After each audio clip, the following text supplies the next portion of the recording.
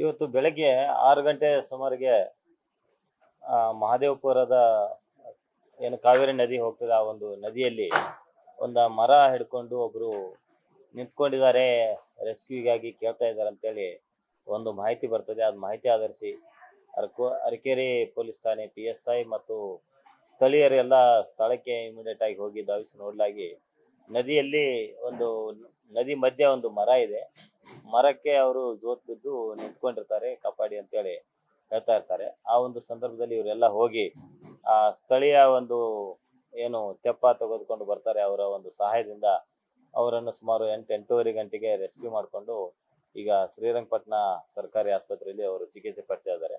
ಅವ್ರ ಹೆಸರನ್ನು ತಿಳ್ಕೊಳ್ಳಾಗಿ ಪವಿತ್ರ ಅಂತ ಹೇಳಿ RVLS ಲಾ ಕಾಲೇಜ್ ಬೆಂಗಳೂರಿನಲ್ಲಿ ಲಾ ಡಿಗ್ರಿಯನ್ನ ಈಗ ಮಾಡ್ತಾ ಇದ್ದಾರೆ. ಅಲ್ಲಿ ಅಜ್ಜಿ ಮನೆಯಲ್ಲಿ ಅಲ್ಲೇ ವಾಸವಾಗಿದ್ದಾರೆ ಮತ್ತು ಇಲ್ಲಿ ಮೈಸೂರಿನಲ್ಲಿ ಯಾರ ಮನೆಗೂ ಬಂದಿದ್ರು. ಆ ಒಂದು ಸಂದರ್ಭದಲ್ಲಿ ಈ ಇನ್ಸಿಡೆಂಟ್ ಆಗಿದೆ.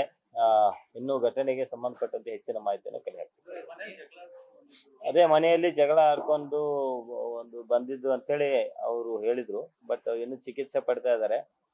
ಇನ್ನು ಹೆಚ್ಚಿನ ಮಾಹಿತಿ ಇನ್ನ ಕಲೆ ಹಾಕೋದು ಬಾಕಿ ಇದೆ. ಮುಖ್ಯವಾಗಿ ಯಾವ ಕಾರಣಕ್ಕೆ ಜಗಳ ಆಯ್ತಾ ಅಥವಾ ಏನಾದ್ರು ಆಕಸ್ಮಿಕವಾಗಿ ಏನಾದ್ರು ಬಿದ್ರ ಅಥವಾ ಯಾರಾದ್ರೂ ಮತ್ತೆ ಈ ಘಟನೆಯಲ್ಲಿ ಇದ್ದಾರೆ ಅನ್ನೋದ್ರ ಬಗ್ಗೆ ಸ್ವಲ್ಪ ತನಿಖೆ ಮಾಡ್ತಾ ಇದೀವಿ. ಅವರು ಚಿಕಿತ್ಸೆ ಪಡ್ತಾ ಇರೋದ್ರಿಂದ ಹೆಚ್ಚಿಗೆ ಮಾತನಾಡ್ತಾ ಇಲ್ಲ. ಅವರು ಪೇರೆಂಟ್ಸ್ ಎಲ್ಲ ಈಗ ಬಂದಿದ್ದಾರೆ. ಅವ್ರ ಜೊತೆ ಸಹಿತ ವಿಚಾರಿಸಿ ಮತ್ತೆ ಏನು ಪ್ರಕರಣ ದಾಖಲು ಮಾಡೋದಾದ್ರೆ ದಾಖಲು ಮಾಡ್ತಾರೆ.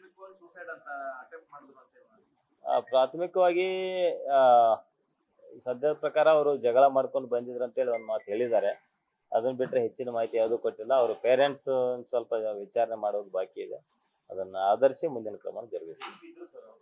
ಅವರು ಹೇಳೋದು ದೂರದಿಂದ ಬಿದ್ದೆ ಹಂಗೆ ತೇಲ್ಕೊಂಡು ಇಲ್ಲಿ ಬಂದು ಮರಕ್ಕೆ ನಾನು ನಿಂತ್ಕೊಂಡೆ ಅಂತೇಳಿ ಒಂದ್ಸಲ ಹೇಳಿದ್ದಾರೆ. ಬಟ್ ನಮ್ಮ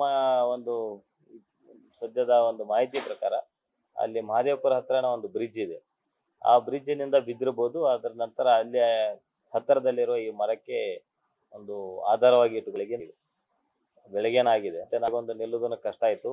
ಜಾಸ್ತಿ ಬ್ಯಾಲೆನ್ಸ್ ತಗೊಳ್ಳಿಕ್ಕೆ ಬೇರೆ ಏನು ಇರಲಿಲ್ಲ ಅಲ್ಲಿ. ಹಂಗಾಗಿ ಇಮಿಡಿಯೇಟ್ ಆಗಿ ನೋಡಿದ್ದಾರೆ ಸ್ಥಳೀಯರು. ನೋಡಿದ ತಕ್ಷಣ ಅವರನ್ನ ರಕ್ಷಿಸುವ ಒಂದು ಕೆಲಸ ಮಾಡಿದ್ದಾರೆ. ಒಳ್ಳೆ ಕೆಲಸ ಮಾಡಿ ಇಮಿಡಿಯೇಟ್ ಆಗಿ ಅವರನ್ನ ತೆಪ್ಪದ ಮೂಲಕ ರಕ್ಷಣೆ ಮಾಡ್ಕೊಂಡು ಹೋಗಿದ್ದಾರೆ. ಅವರು ಆರಾಮಾಗಿದ್ದಾರೆ, ಚಿಕಿತ್ಸೆ ಪಡ್ತಾ ಇದ್ದಾರೆ. ಬಟ್ ಅವ್ರ ಪೇರೆಂಟ್ಸ್ ಅವ್ರ ಸಂಬಂಧಿಕರೆಲ್ಲ ಬಂದಿದ್ದಾರೆ. ಅವರಿಂದ ಹೆಚ್ಚಿನ ಮಾಹಿತಿಯನ್ನು ಪಡಿತೀವಿ. ಅದನ್ನೇ ಇನ್ನೂ ಹೆಚ್ಚು ಮಾಹಿತಿ ತೆಗಿಬೇಕಾಗಿದೆ.